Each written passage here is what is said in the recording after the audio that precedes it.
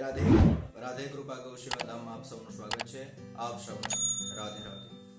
જે જીવનમાં ઘટવાનું છે, ક્યારે જવાનું નથી. સાહેબ યાદ રાખો, ગમે એટલી સારી અભિલાષા હોય, ગમે એટલી સારી ઈચ્છા હોય, પછી સુખ હોય કે દુઃખ હોય, બધું જ મળવાનું છે મને તમને. એને ભોગવ્યા વગર માણસને છૂટકો નથી. અને નહીં ભોગવીએ, પીડા સહન નહીં કરીએ તો પણ ભોગવવાનું છે. અને સહન કરી સહજતાથી સ્વીકાર કરશું તો પણ ભોગવવાનું છે.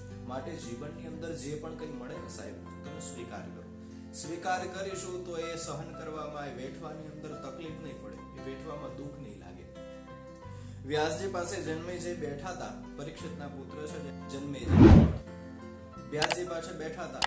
વ્યાસજીને કીધું કે આટલા શ્રેષ્ઠ દ્રોણાચાર્ય, કૃપાચાર્ય, યુધિષ્ઠિર, ભીમ, મારા પિતા આદિ બધા જે હતા, તે છતાં પણ મહાભારતનું યુદ્ધ થયું. કૃષ્ણ જેવા સ્વયં કૃષ્ણ હતા, તે છતાં યુદ્ધ કરવું પડ્યું. તમે આ યુદ્ધ રોકી ના શક્યા?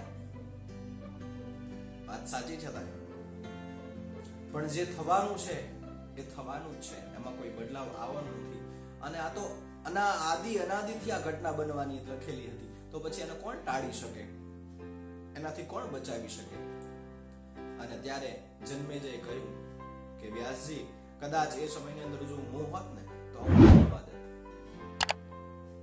જન્મેજય તું લખી રાખ, થોડા સમય પછી તું શિકાર કરવા જઈશ અને કાળા ઘોડા ઉપર બેસીને શિકાર કરવા જઈશ. ત્યાં સમુદ્રના કિનારે એક સુંદર સ્ત્રી હશે, તો એનામાં મોહિત થઈશ, એની સાથે લગ્ન કરીશ.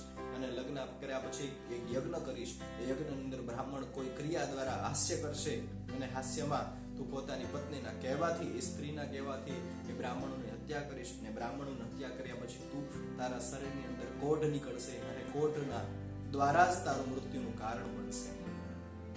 ત્યારે જન્મેજય કહ્યું કે હું શિકાર કરવા જ નહીં જતો, હું કાળા ઘોડા ઉપર બેસીશ જ નહીં, તો હું એ સ્ત્રી સાથે લગ્ન નહીં કરું તો, અને યજ્ઞ જ નહીં કરાવું, તો પછી મને આ બધું ક્યાં થવાનું છે? શક્ય જ નથી. ત્યારે વ્યાસજીએ કહ્યું કે મારી વાત યાદ રાખજે. એ સમય હું ના પણ પાડીશ કે એ સ્ત્રી સાથે લગ્ન ના કરીશ, તે છતાં તો એની સાથે લગ્ન કરીશ. અને આ બધી ઘટના થવાની લખેલી છે, અને તે છતાં તું આમ કહેશ કે આ શક્ય નથી, તો જા તારા રાજ્યમાં. થોડો સમય વ્યતીત થયો અને આજ ઘટના બનવાની હતી. રાજા જન્મેજયે વિચાર કર્યો કે હું શિકાર કરવા નહીં જાઉં, પણ મનની અંદર એટલી બધી અભિલાષા હતી, એટલી બધી તૃષ્ણા હતી કે મારે શિકાર કરવા જવું જ છે. શિકાર કરવા ગયા, હું કાળા ઘોડા ઉપર નહીં બેસું. અને તે છતાં કાળા ઘોડા ઉપર બેઠો, દરિયા કિનારે શિકાર કરવા નીકળ્યો. દરિયા કિનારે પહોંચ્યો, સુંદર સ્ત્રીને જોઈ, વિચાર કરે છે કે હું આની સાથે લગ્ન નહીં કરું. એની અંદર મોહિત થયા, એને પોતાના રાજ્યમાં લઈને આવ્યા, એની સાથે લગ્ન કર્યા. લગ્ન કર્યા પછી રાજાને વિચારો કોઈ યજ્ઞ નહીં કરવું, અને તે છતાં સમય આવ્યો તો યજ્ઞ કરવો પડ્યો. અને યજ્ઞની અંદર બ્રાહ્મણના દીકરાઓને એમ કીધું કે વૃદ્ધને બોલાવજે, અને તે છતાં યુવાન બ્રાહ્મણોને બોલાવ્યા. અને એક નાનકડી ભૂલના કારણે યુવાન બ્રાહ્મણો હસ્યા અને હાસ્ય કર્યું, એટલે એક પોતાની પત્નીને કહેવાથી સમગ્ર બ્રાહ્મણો હત્યા કરી. અને બ્રાહ્મણોને હત્યા કરી તેને પાપ લાગ્યું. આખા શરીરે કોઢ નીકળ્યા છે. કોઢ નીકળ્યા એટલે વ્યાસજી પાસે જઈને કહે છે, પ્રભુ તમારી વાત સાચી, વ્યાસજી મને ક્ષમા કરો, મને ક્ષમા કરો, મને આમાંથી મુક્ત કરાવો, આની પીડા સહન કરી શકતો નથી, તો મારે શું કરવું જોઈએ? અને ત્યારે કહે છે વ્યાસજી કે તું ના પાડતો તે છતાં આ ઘટના બની છે, આ જે થવાનું લખ્યું તેમાં કોઈ બદલાવ ના કરી શકી.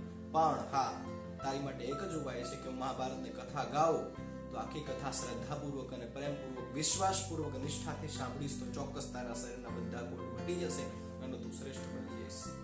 ત્યારે જ્યારે વ્યાસજીને આ વાતો સાંભળી અને ભવિષ્યવાણી સાંભળી હતી, એ બધી ઘટના બની, એટલે સંપૂર્ણપણે વ્યાસજી પર ભરોસો હતો, વિશ્વાસ હતો. જ્યારે મહાભારતની કથાની શરૂઆત કરી, એના વીરોની કથા સંભળાવતા હતા, એ સમયે શ્રેષ્ઠ કથા સંભળાવી કે ભીમે પોતાના હાથ દ્વારા, એટલી બધી શક્તિશાળી હાથી હતો, એ હાથીને સૂંઢ પકડી અને આકાશમાં, સ્વર્ગમાં મોકલી દીધો. અને અત્યારે હાલની અંદર પણ જન્મેજય આ હાથી ફરી રહ્યો છે સ્વર્ગની અંદર. આ વાત સાંભળીને જન્મેજયને મનની અંદર અવિશ્વાસ પેદા થયો કે આવું કેમ બની શકે. અને ત્યારે વ્યાસજીને કહ્યું કે વ્યાસજી, આ ઘટના હોય જ ના શકે. ભીમ એવડા મોટા હાથીને કેમ ઉપાડી શકે? એવડા મોટા હાથીને સૂંઢ પકડીને કેમ સ્વર્ગમાં ઘા કરી શકે, ફેંકી શકે? આ સત્ય ઘટના હોય જ ના શકે, બની જ ના શકે.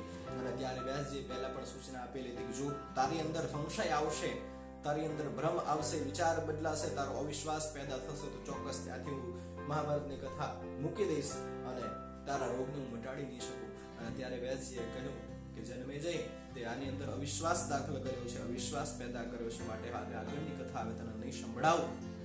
માટે તારી અંદર અવિશ્વાસ પેદા થયો મહાભારતના યુદ્ધનો, તે આ કથા જેટલી સાંભળી શ્રદ્ધાપૂર્વક, વિશ્વાસપૂર્વક, આખા શરીરે કોટ મટી ગયા, એક નાનકડું બિંદુ રહી ગયું અને બિંદુના કારણે જન્મે મૃત્યુ થયું. માટે સાહેબ જીવનની અંદર કોઈ પણ કાર્ય કરો ભરોસા ઉપર કરજો, વિશ્વાસ સાથે કરજો. આપણા ઈશ્વર ઉપર ભરોસો નથી હોતો, ભગવાન ઉપર ભરોસો નથી હોતો. ગણપતિની પૂજા કરીએ, ગણપતિ પર વિશ્વાસ દાખલ કરી, વિશ્વાસ સાથે એનું કાર્ય કરી, શ્રદ્ધા કરીએ અને પછી થોડો સમય જાય, 6 મહિના 12 મહિના જેમ ગણપતિ પર વિશ્વાસ તૂટી જાય ને હનુમાન દાદાની સાથે ચાલુ કરીએ, પૂજા અર્ચન કરવાનું, પ્રાર્થના કરવાનું, એની સાથેનો વિશ્વાસ તૂટી જાય, 6-12 મહિના પગે લાગ્યા, ઈચ્છા પૂરી કરવા માટે પ્રયત્ન કર્યા, પરિશ્રમ કર્યો પણ તે છતાં નથી મળતું, તો આપણે ફરી પાછા વિવિધ દેવતાઓને આપણે આજીજી કરીએ છીએ. પણ સાહેબ વિશ્વાસ દાખલ કરો ને, વિશ્વાસનો ભરોસો રાખો તો એક પર રાખો, એક પર નિશ્ચય રાખો અને જીવનમાં જે થવાનું છે એનું કોઈ બદલાવી શકવાનું નથી. માટે જે પણ જીવનમાં મળે, સંઘર્ષ મળે, સુખ મળે, દુઃખ મળે, ગમે તે મળે જીવનમાં, હરેક ક્ષણ સવારે ઉઠીએ ત્યારથી રાત્રે સૂઈએ ત્યાં સુધીમાં અથવા રાત્રિમાં સૂતા પછી સવારે ઉઠીએ ત્યાં સુધીમાં પણ જે કાર્ય આપણે કરીએ છીએ એના પ્રમાણેનું એ ફળ મળવાનું જ છે, ચોક્કસ નિશ્ચિત છે. માટે સાહેબ જે જીવનમાં થવાનું છે એને તમે સ્વીકાર કરશો કે નહીં કરો, એ 100% થવાનું જ છે. સ્વીકાર કરી અને સહજતાથી એની ઉપર વિશ્વાસ રાખી અને સહજતાથી એને સ્વીકારશો તો સાહેબ એનું દુઃખ ઓછું લાગશે. પણ સહજતાથી સ્વીકારશો ને એનાથી દૂર ભાગવાના પ્રયત્ન કરશો તો એ જીવનમાં વધારે દુઃખ આવે છે. પછી દુઃખ હોય, સુખ હોય, ભોગવી લો.